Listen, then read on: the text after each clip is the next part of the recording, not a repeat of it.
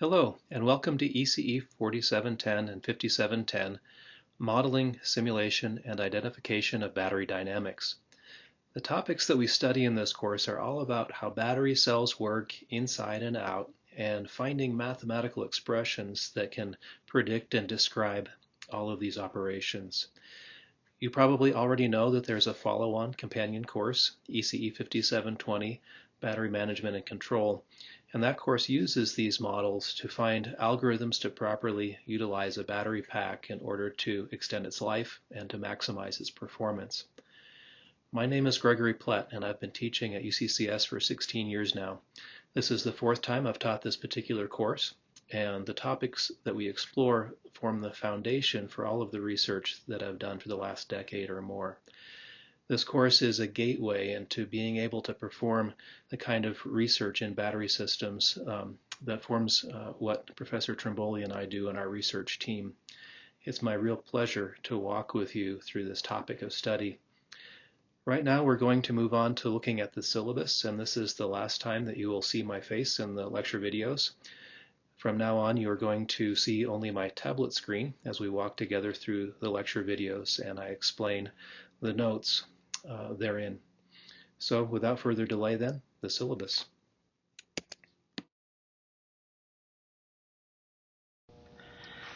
Hello once again, and welcome to ECE 4710 and 5710, Modeling, Simulation, and Identification of Battery Dynamics. We're going to look at the syllabus for the next few minutes to help you know what to expect in the course and to help you know what my expectations are of you as a student as well. The catalog has this listing in it for the course description. It says that in this course we will derive mathematical models of the electrochemical dynamics of battery cells, including thermodynamic and kinematic properties at multiple scales. Basically, we want to write equations, mathematics, to describe how battery cells work inside and out. The thermodynamics issue we will find out has to do with the energy states of the battery and why it wants to do what it actually ends up doing. And kinematic properties has to do with the rate of things happening. So thermodynamics tells you what the battery wants to do, and kinematics tells you how quickly it goes about doing that. The multiple scales is talking about, well, we could look at this thing as just one lumped battery, and how do we look at it that way? Or we could go all the way down to the molecular scale, and how do the molecules interact inside the battery and what's happening there? And there are a couple of scales in between. And these different models at different scales are important for different applications, and we'll talk a little bit about that.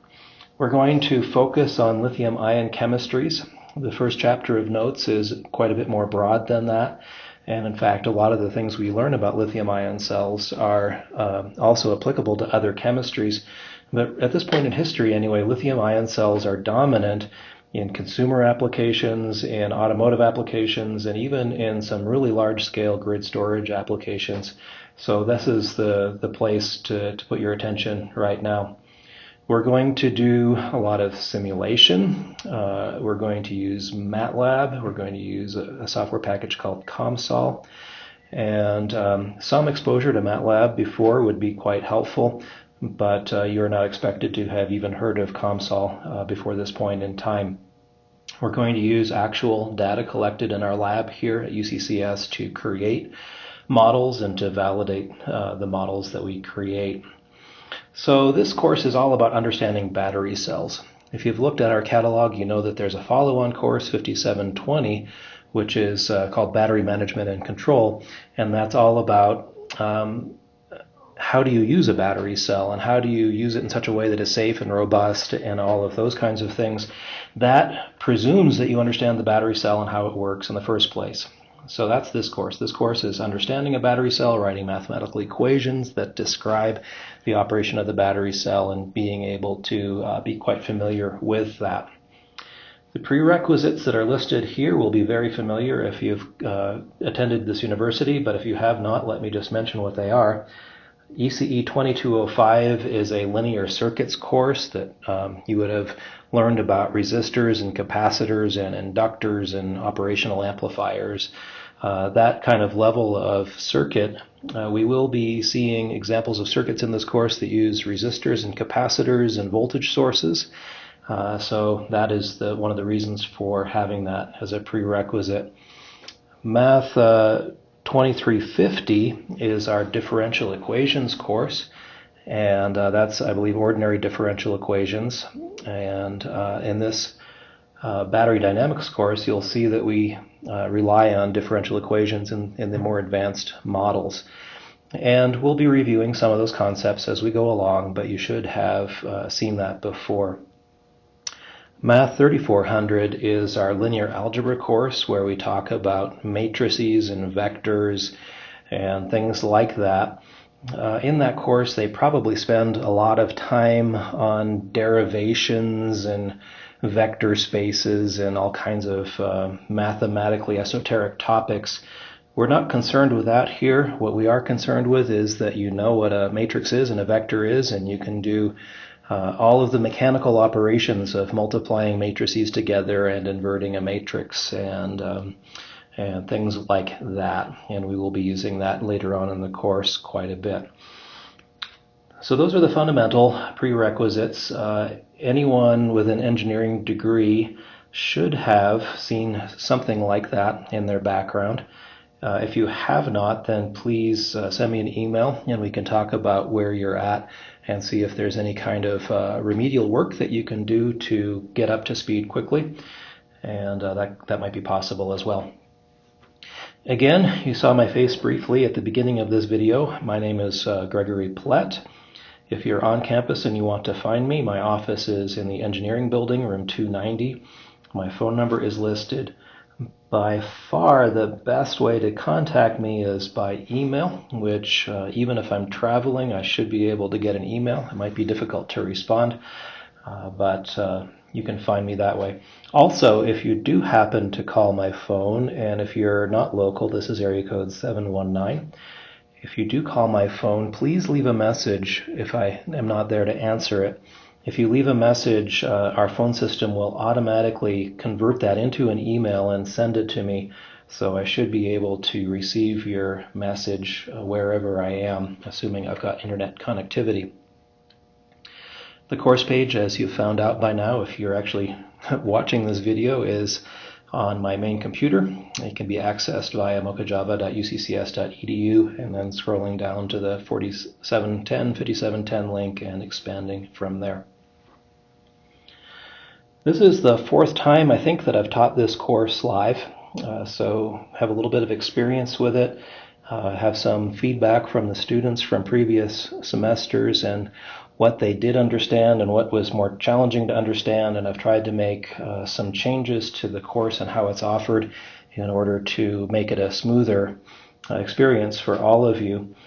Previously, we did not have a textbook, and I relied on journal articles and some excerpts from other books. But as it turns out, there is no textbook that covers the topics that I want to cover in this course.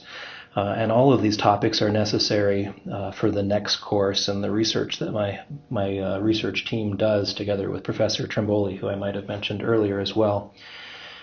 So I wrote one, and I hope it's something that you will be able to appreciate, and it's still in a draft form, which means that if you have some difficulties in understanding things in the textbook, I really seriously welcome your feedback. I ask that you be gentle with your comments, because this is almost like a child to me. I've spent so much time working on it and trying to make it perfect, but I know that in fact it is not perfect, and that you will find some errors in it, and you will find places that are confusing. So please help me to make it better by letting me know those places that you find to be confusing. The good news for you is that, at least at this point in history, it's free, and you can download it. It's a PDF file, and you can download it from this website listed right there. And it's possible as the semester goes on that I will be revising certain parts of the text, and as I do so, I plan to put those revisions on this website, and then you can download the latest version. I mentioned a few minutes ago that we will be using software products in this course in order to implement some of these models. And we do that so that you get some experience. The equations can be very opaque, very difficult to understand unless you just happen to be very mathematically oriented in your thinking. And most students really struggle the first time they see some of these equations. And it's not until you implement a simulation of the equation and you look at the output of the simulation that the light bulb goes on and you say, oh, eureka, I understand this. This is really not nearly as bad as it looked at first. And one thing we're going to see, it's in chapter 3 of the notes, is a diffusion equation, which is a PDE, a partial differential equation, and just the symbols that are used may be unfamiliar, and looking at it might make your eyes want to glaze over. But the first time you implement this in simulation and you see the output of the simulator, you'll say, oh, well, that's actually pretty simple. So the equation might look complicated, but when you implement it, you realize that what is physically happening is ultimately simple.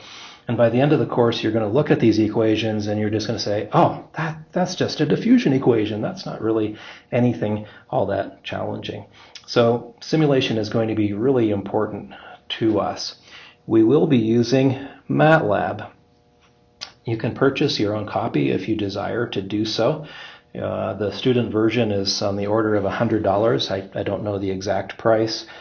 Just for your information, if you wanted to purchase this as a company, you would be spending many thousands of dollars. So they really, really significantly discount the software for students to be able to use it in their courses.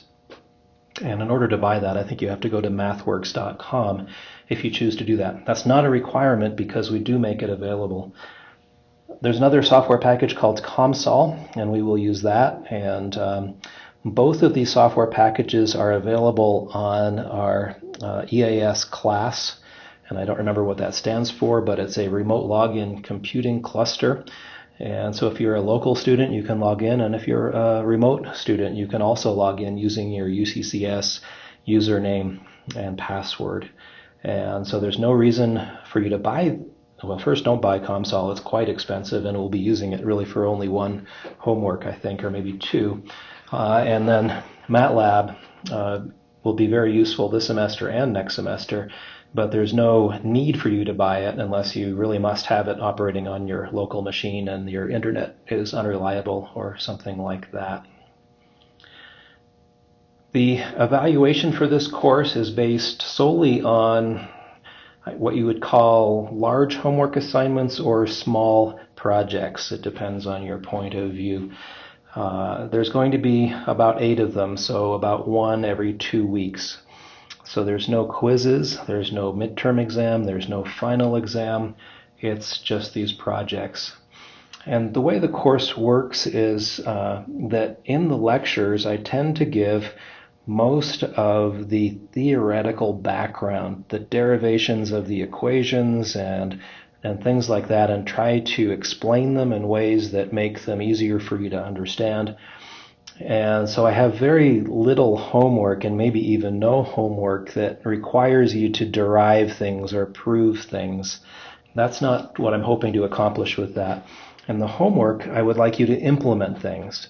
So in the lectures, we talk about the theory, but in the homework, you actually convert the theory to practice and see how well it really works, or doesn't work in some cases. And these homework assignments, some of them will be a little bigger, some a little smaller. I'll try to make them more or less equal, but some of them will end up having more points than others when they're graded. And so the final grade will be the total points that you achieved divided by the total points that were possible to achieve. And that makes it slightly unequal weighting per homework assignment, but 100% total. Our grading system is, I believe, quite standard. So the 90 to 100% range is the A range and so forth. You can read that there. Also, we have listed here the topics that we will cover in this course. Topic number 1 is what I call battery boot camp. And you probably know that if you were to enter the military, one of the first things that they do is they send you to boot camp to get you physically tuned and ready for all the rigor of what happens after that. And it's quite an intensive period of your life where you're doing a lot of physical activity and trying to see if the military life is the life for you. Well, we're going to do something like that here. It's not going to be physical activity, but we're going to have a very concentrated section of notes that talks about batteries from a holistic sense. We're not talking about modeling batteries in this chapter, but just what is a battery and how does it work, generally speaking, and what components are inside a battery, and things along those lines. And that should take about 2 weeks. Then we start looking at our first model, and this model is inspired by linear circuits, and so this model uses resistors and capacitors and things like that as analogs to behaviors that we observe in battery cells. And that will take about 1 week to go through, and there will be a project, at least one project on that topic.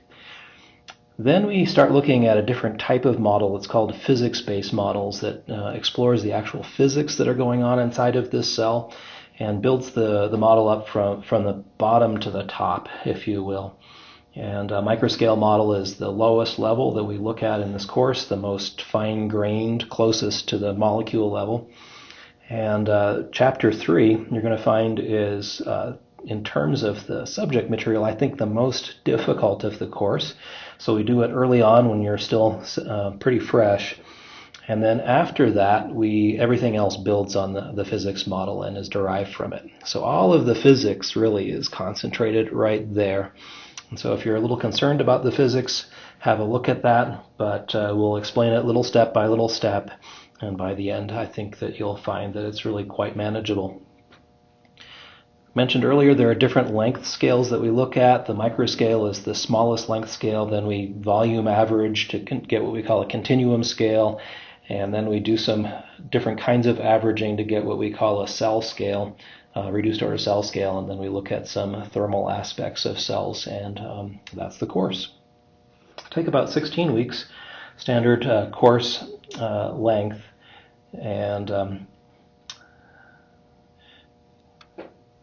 the next page is my generic fine print, and I include this with every course that I teach. And so some of the things that are written here may not apply precisely to this particular course, but the general overview is that there is work involved. This is a course where we're going to learn some real material, and my advice to you is to expect to spend between 6 and 9 hours per week outside of these lectures, reading the textbook, completing homework assignments, and so forth. And that's roughly what our university guidelines say you should expect. Some students are surprised by that, but most are not. So depending on your familiarity with the background material, you might spend more, you might spend less time, but something in that time frame. So if you're taking 10 courses and they all have this kind of demand, then you will never sleep and you will never eat or anything else. So that would be unrealistic. And so this guideline should help you figure out how many courses would be wise for you to take. Homework is a little different in this course. If you are an on-campus student, then I will collect it at the beginning of class on the assigned date as mentioned. If you are a remote student, then my requirement is that you submit it by email to me by 5 p.m. local time of the assigned due date. And if you're a remote student, you can scan your assignment into a PDF and email the PDF. Although mostly you will find that since these are mini projects, you probably will write the assignment up anyway in Word or LaTeX or some program like that, which will produce a PDF for you anyway. So emailing me a PDF would be the ideal way for you to send that to me. Also, anytime there is homework that requires MATLAB, my requirement you'll see on every homework assignment is that you turn in all of your MATLAB code. Otherwise, you'll get a 0 for that part of the assignment. There are some penalties associated with late homework, If you know that you have to travel, or if there's some extenuating circumstance coming up and you know that you can't turn it in on time, please send me an email, and I, in most cases, would be happy to waive that penalty and allow you to turn something in a little bit late. But if you turn in something late without prior warning, then I'm much less sympathetic. And since this course is based only on the homeworks, when I say it will be difficult to earn higher than a C without performing well on homework assignments, well, it will be impossible, because that's your only source of grade is homework. So please be very diligent with your homework assignments, and treat them like you would any other graduate course, where you are checking your own answers in different ways, not just running the code and giving me what you get, but trying to find ways of validating your answer and making sure your answer makes sense, and things that most graduate students will do anyway. Homework policy 2 is one that I don't like to talk about, but I find that it's necessary in my experience as a professor, unfortunately.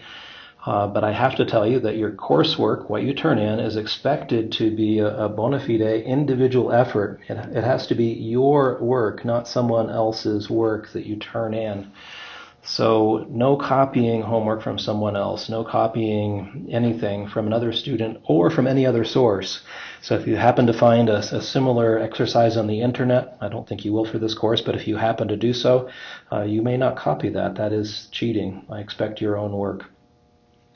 On the other hand, this is the tricky bit, is that I do encourage you to find a friend who is taking this course and to discuss this course with him or her, and to discuss the project problems and maybe some approaches that you might take. All this is at a very high level of, no, I think that we should do this way or maybe this way, and all of that is fine as long as you do your own work. So discuss with some other student the kinds of things that you would discuss with me if you came into office hours and wanted to talk to me. The same kind of answer you expect from me, you would expect from them. If you are in any doubt in a particular situation, please ask what is acceptable in that case. Third homework policy has to do with communication. Again, this course, there's not much in the way of derivation, but there will be a lot of cases where you have to do a simulation and turn in some results. Please don't just turn in some graphs. Please don't just turn in some math. Please explain it. Please add English sentences, paragraph structure, explaining exactly what you are doing, so that when you look at it 5 years from now, you'll remember, rather than just seeing a bunch of graphs that don't make sense to you. And when I'm trying to read through your homework and understand what you're thinking, it helps me a lot too, and then I can give you the benefit of the doubt in cases where you might not be quite right, versus if I just get a graph that's wrong, I have to mark it wrong. So please use English language to describe things. Please don't submit things just all on scrap paper. If you're a local student, with scratched out notes and things like that, please be neat.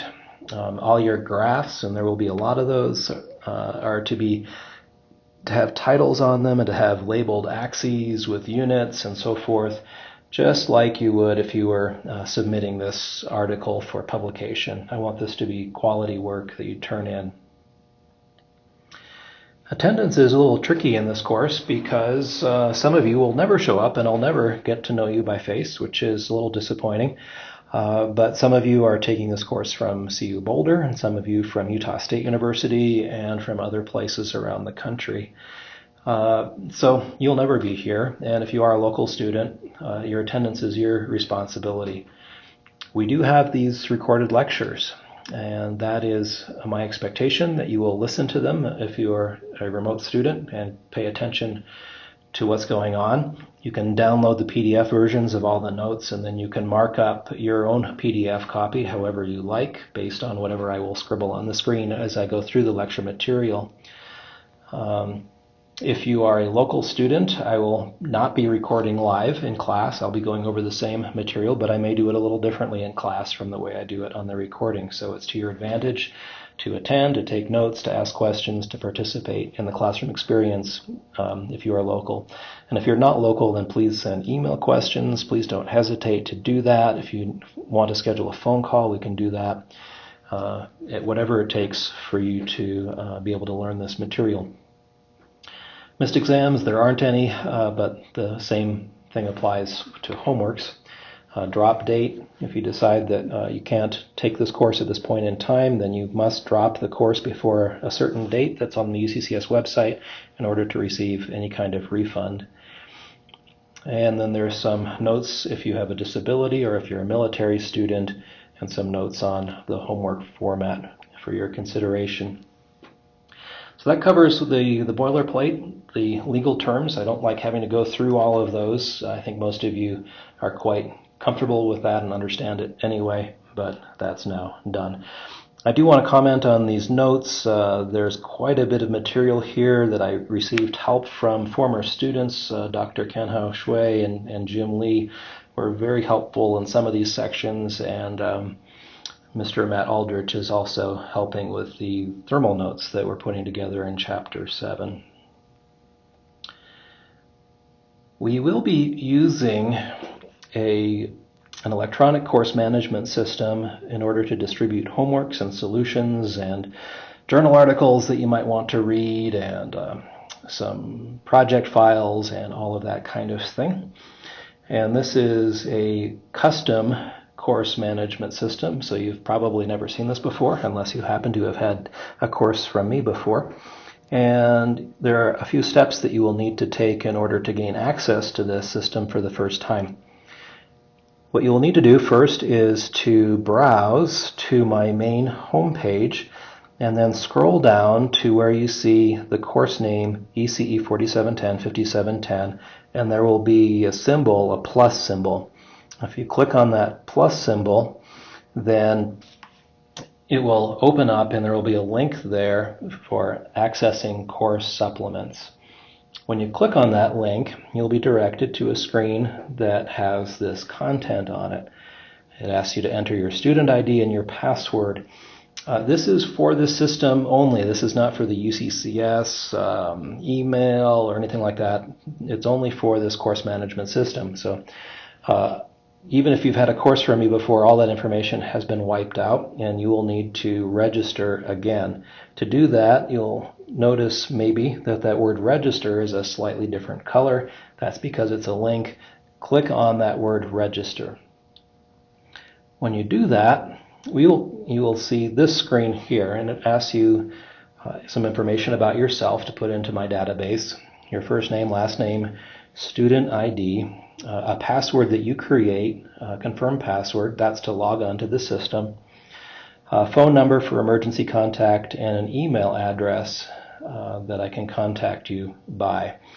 And you've probably heard, if you're a remote student, that email is the official way at UCCS for us to contact you. And in particular, your UCCS email is the official way for us to contact you. So please be sure to be checking that at least once a day, or have it forwarded to something that you do check every day. I'll make a comment about the passwords. This is for logging into the system only. This is encrypted on the system, so I never see what the password is. I have no way of telling what it is. So first, if you forget it, I can't tell you what it is. I don't know. What I can do, if you are locked out of the system and you can't remember your password, is you can send me an email and I can reset your password to something that allows you to log in, and then you can change it to anything that you choose after that. So if you're locked out, send me email. We can fix it, but I have no way of knowing what your password is. Also, the second note is that this course management system has some kind of strange bug in it that some characters on the keyboard will not work for the password, and I don't know what they are.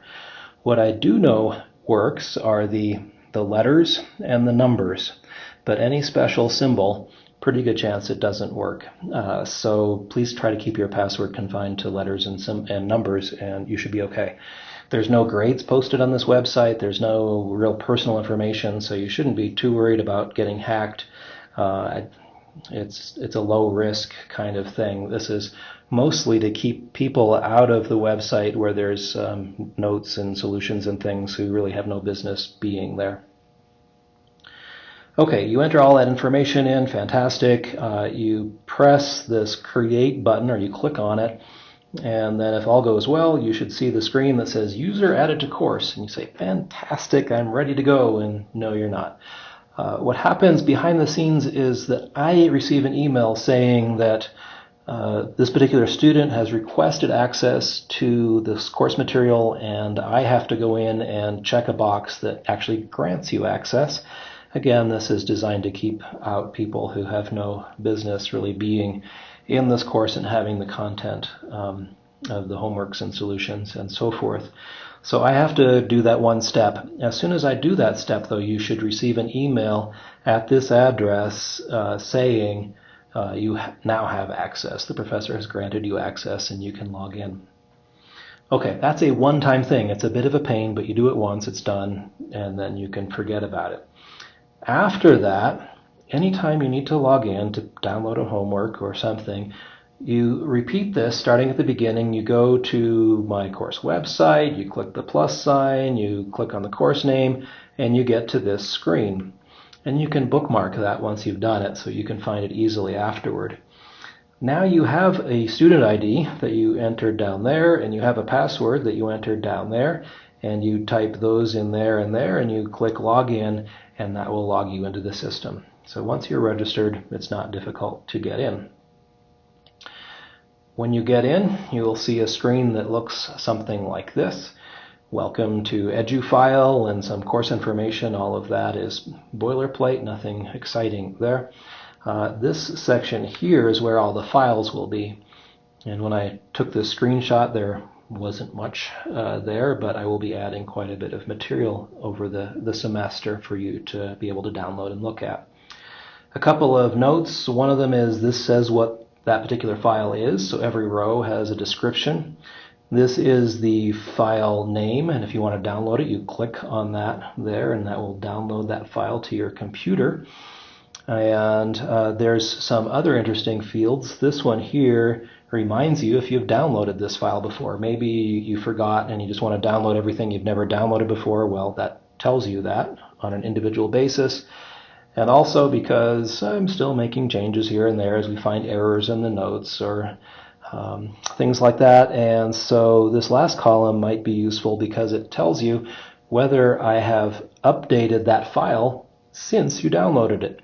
So maybe I added a hint to a homework, or maybe I made a correction to a homework. Hopefully not, but maybe something like that happened, and you want to know, do I have the most recent version? You check, yes, I downloaded it. No, there's no changes since the last download. Yes, I have the most current version in that case. These files will be divided by topic. So here there's a section on lecture notes. There will be a section on homeworks, a section on homework solutions, a section on suggested external reading, things like that. Also, if you need to update your personal information, like your password, you can do that by clicking on that button. That concludes the introduction to this course. And without any further ado or delay, we will proceed by looking at the first topic in our battery boot camp.